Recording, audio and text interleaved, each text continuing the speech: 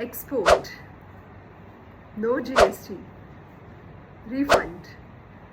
GST की दुनिया में दोस्तों बहुत ही प्यारी प्यारी बातें होती है। आज उसी दुनिया से एक छोटी सी प्यारी बात, export of service in case of intermediary, discuss करते हैं।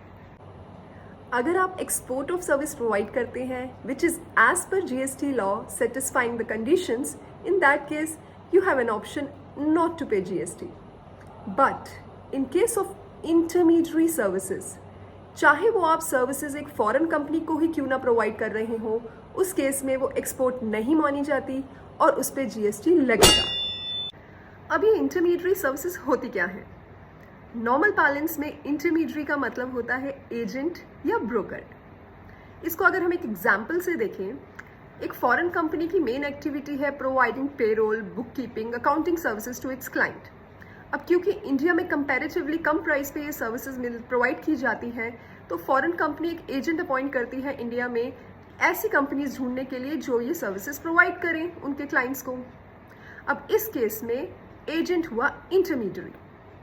अब चाहे उसने ये सर्विस प्रोवाइड करी है फॉरेन कंपनी को, वो एक्सपोर्ट नहीं मानी जाएंगी और उस पर जीएसटी लगेगा। बट हर एजेंट या ब्रोकर को हम इंटरमीडियरी नहीं कह सकते।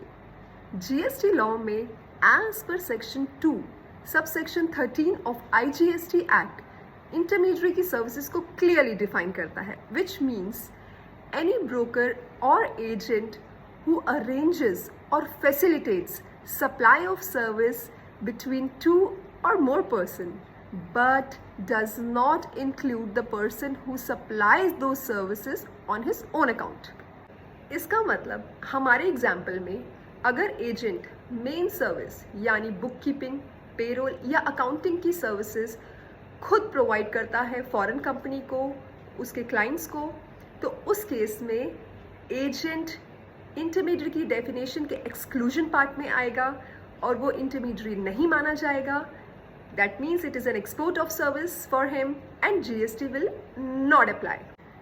On the said issue, Honorable Delhi High Court has passed favorable judgments of export of services in case of Ernst & Young in March 2023 and one very recently in August 2023 in case of Box Business Services.